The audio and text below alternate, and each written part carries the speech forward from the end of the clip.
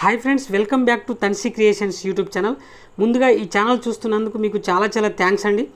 మనం 6th మ్యాథ్స్లోని chapter 13 discuss చేస్తున్నాం కదా. ఈరోజు వీడియోలో ఎక్సర్సైజ్ 13.3లోని లెక్కలు చూద్దాం. దయచేసి ఎక్కడ స్కిప్ చేయకుండా లాస్ట్ వరకు చూడండి. వీడియో కనుక నచ్చితే తప్పకుండా లైక్ చేయండి, మర్చిపోకుండా మీ ఫ్రెండ్స్ అందరికీ షేర్ చేయండి.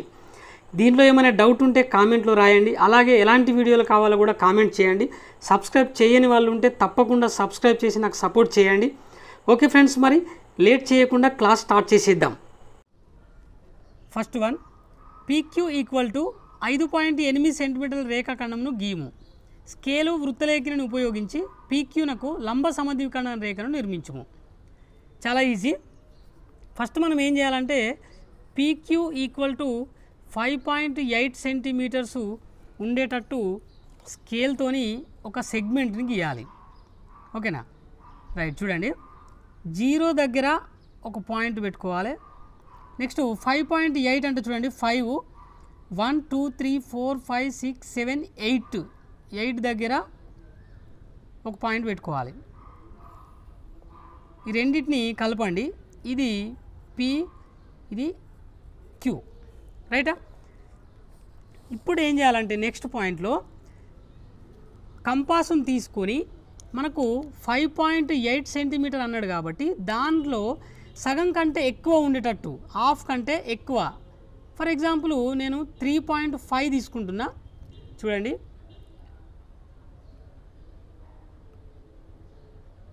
తీసుకొని ఈ మెటల్ పాయింటర్ని పి దగ్గర ఉంచి ఇక్కడ పైన ఇట్లా ఒక ఆర్క్, అట్లనే కింద ఒక ఆర్క్ ఇట్లా గీయాలి. నెక్స్ట్ అదే ఈ రేడియస్తోనే మార్చకుండా మళ్ళీ ఆ ఇంతకుముందు ఆర్క్ని ఈ విధంగా కలపాలి, పైన కింద. సపోజ్ ఇప్పుడు ఈ రెండు ఇంటర్సెక్ట్ అయిన దగ్గర ఒక పాయింట్ ఉంచుదాం. దీన్ని ఎం అనండి, దీన్ని ఎన్ అనండి. ఈ రెండింటిని కలపాలి.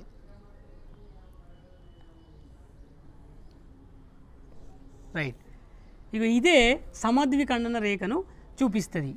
ఈ రేఖాఖండాన్ని ఫర్ ఎగ్జాంపుల్ ఓ దగ్గర ఖండించింది అనుకుందాం. సెకండ్ వన్, రవి 8.6 సెంటీమీటర్ల పొడవు గల రేఖాఖండాన్ని నిర్మించాడు. బిందువు సి వద్ద సమద్విఖండన రేఖను గీచాడు. అయినా ఏసీ మరియు బీసీల యొక్క పొడవులు కనుగొనండి. Ravi made a line segment length of 8.6 centimetre. He constructed a bisector of AB on C.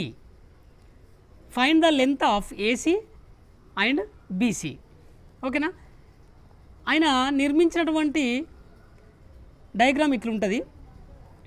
పై పటం నుండి ఏబీ ఈక్వల్ టు 8.6 సెంటీమీటర్ అని తెలుస్తుంది.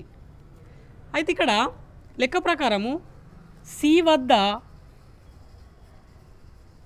ఏం చేసిండు, ఏబీకి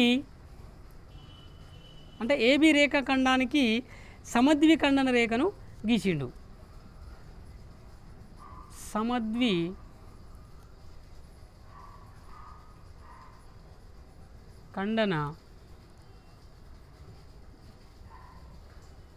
రేఖను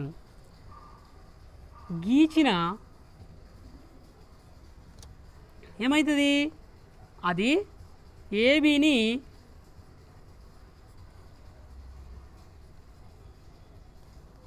రెండు సమాన భాగాలుగా విభజిస్తుంది కదా. సమద్విఖండన రేఖ అంటేనే మధ్య బిందువు అన్నట్టు. కాబట్టి ఆ బిందువు అనేది రెండు సమాన భాగాలుగా విభజిస్తుంది. సమాన భాగాలుగా విభజిస్తుంది.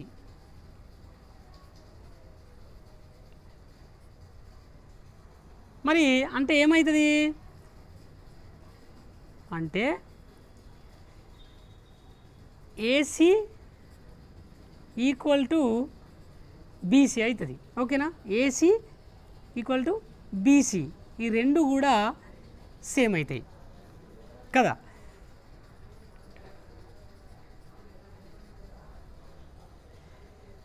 సో మరి ఇప్పుడు ఏసీ ఎంత ఉంటుంది? సో ఏసీ ఈక్వల్ టు బీసీనే, రెండు సేమ్. సో మరి వీటిని కనుక్కోవాలంటే ఎట్లా చేస్తాం మనము? ఇవి రెండు సేమ్ కాబట్టి ఏబీని 2తోని డివైడ్ చేస్తే మనకి ఈజీగా వాటి యొక్క లెంత్ వస్తుంది. ఇప్పుడు ఏబీ ఈక్వల్ టు ఎంత? 8.6/2. ఓకేనా? మరి 8.6 అంటే 2తో డివైడ్ చేస్తే ఎంత వస్తుంది? చూడండి, 2 1 2, 2 4 8 అంటే 4.23 6, 4.3 సెంటీమీటర్ వస్తుంది. ఓకేనా?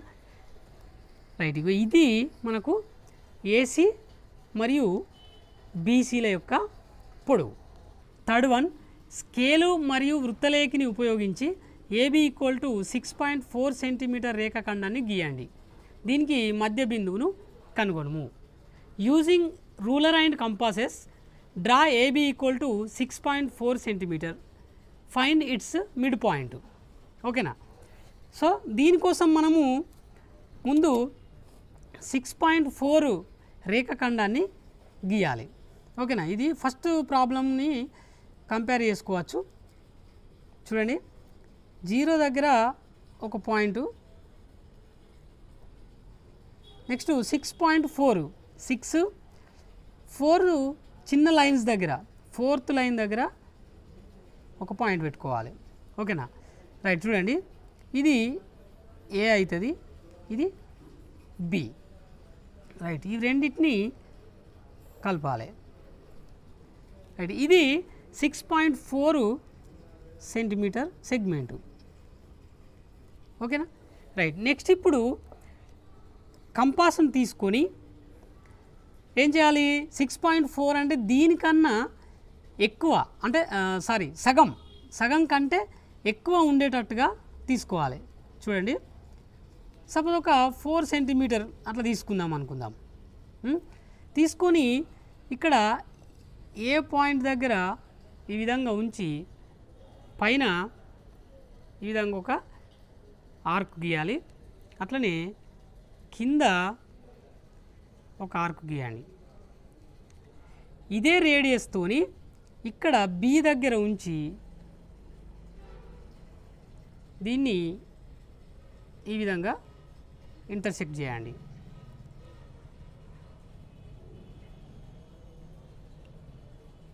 రైట్.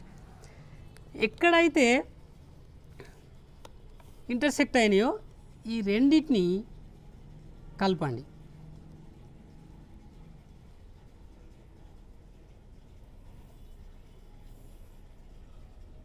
రైట్. ఇది సపోజు ఈ ఏబి సెగ్మెంట్ని ఇక్కడ ఇంటర్సెక్ట్ చేసింది కదా, సపోజ్ ఇక్కడ ఓ అని పెట్టండి. సో ఇదే మిడ్ పాయింట్ అవుతుంది. ఓకేనా? సపోజ్ ఇప్పుడు ఏవో ఎంత డిస్టెన్స్ ఉంటుందో, అంటే ఎంత లెంత్ ఉంటుందో ఈక్వల్ టు ఓబి కూడా అంతే లెంత్ ఉంటుంది. ఓకేనా? సో మరి ఇప్పుడు ఈ ఏఓ ఈక్వల్ టు ఓబి, రైటా? మరి ఇది రావాలనంటే AB/2. ఓకేనా? సపోజు ఇప్పుడు ఆల్రెడీ ఏబి తెలుసు మనకు 6.4/2 అంటే ఎంత వస్తుంది? 3.2 సెంటీమీటర్స్ వస్తుంది. కావాలంటే మనము ఇక్కడ చూసుకోవచ్చు. చూడండి, చూడండి ఇక్కడ కరెక్ట్ చూస్తే మీకు అర్థమవుతుంది. 3 తర్వాత 2 చిన్న లైన్స్ ఉన్నాయి, అంటే 3.2 అన్నట్టు. ఓకేనా? ఏబి ఈక్వల్ టు 6.4 ఇచ్చిండు కాబట్టి అది ముందే రాసుకుంటే బెటర్. రైట్. ఇది ఇప్పుడు మిడ్ పాయింట్ ఏదవుతుంది? ఓ బిందువు అవుతుంది. మధ్య బిందువు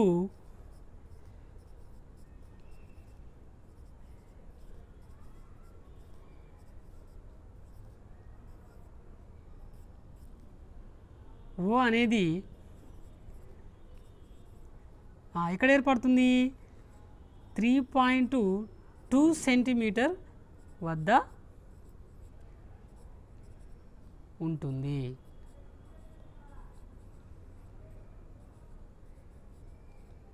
ఓకేనా, అర్థమైంది కదా. ఓకే ఫ్రెండ్స్, మరి నెక్స్ట్ మళ్ళొక ఎక్సర్సైజ్తోని మళ్ళీ కలుసుకుందాం. అంతవరకు దీనిలో ఉన్నటువంటి మిగతా ఎక్సర్సైజ్లను చూస్తూ ఉండండి. తప్పకుండా లైక్ చేసి మీ ఫ్రెండ్స్ అందరికీ షేర్ చేస్తారని ఆశిస్తున్నా. Okay friends, thanks for watching.